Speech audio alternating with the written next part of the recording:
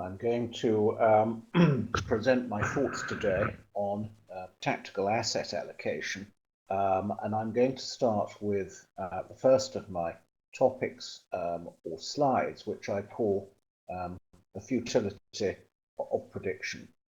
Humanity couldn't do without prediction, but we do need to separate forecasts which are useful from those which are a waste of time.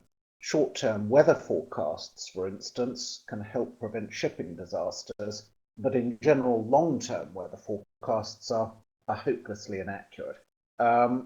If we say the sun will rise tomorrow, we're actually making a prediction. We're talking about the future. But we can be reasonably sure in that case that it will continue to rise each day for maybe a few billion years to come.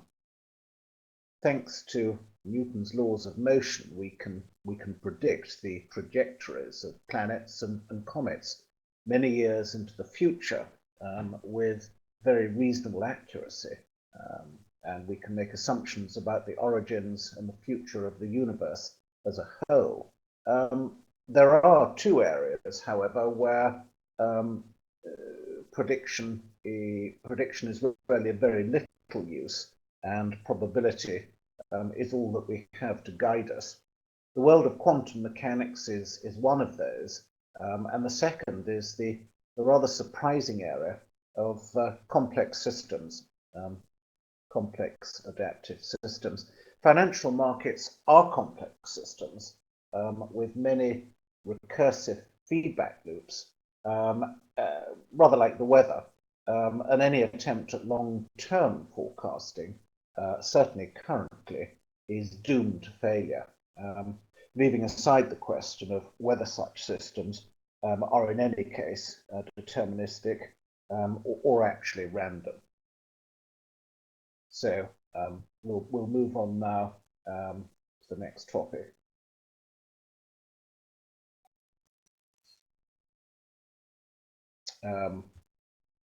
So the next topic is just a very brief discussion of the universe itself, whether it's random or deterministic.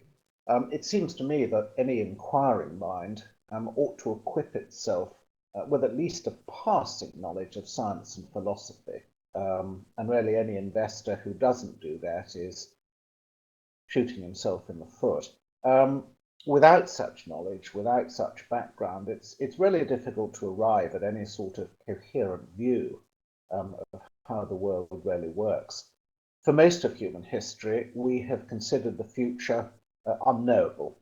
We've considered it to be the domain of mysterious gods to whose will we deemed ourselves subject.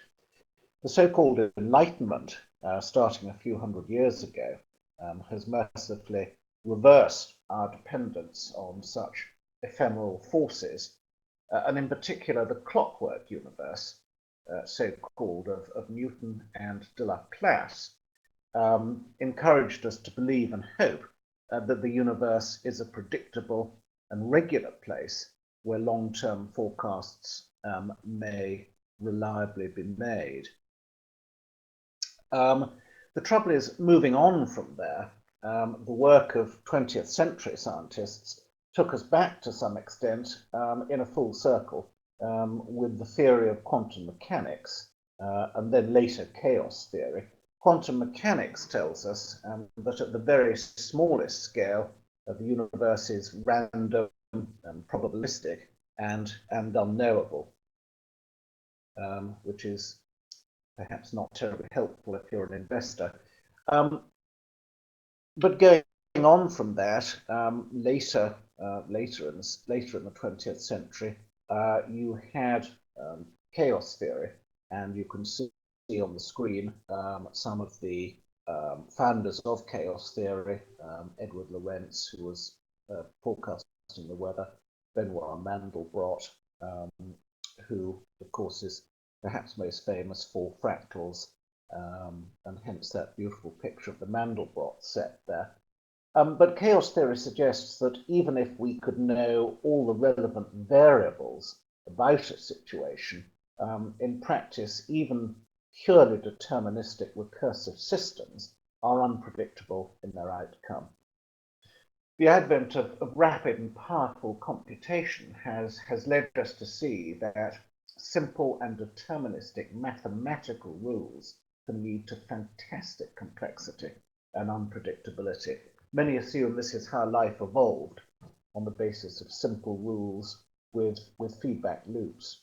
And really, it's very instructive to look at the simple formulae involved in Conway's game of life, and to look at fractals and the way they're made, and their incredible beauty, again, which results from very simple rules, which feed back on themselves.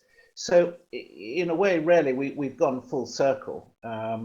Einstein is famously said to have said, God does not play dice. He didn't like the indeterminism suggested by quantum mechanics. And indeed, to a certain extent, in the macro world, in the world as a whole, people like Stephen Hawking have said that we do live in a deterministic universe, largely. He's even said that, therefore, the existence of free will is probably nonsense, and that we're robots. It's just that the world is so complex that we don't understand that. So,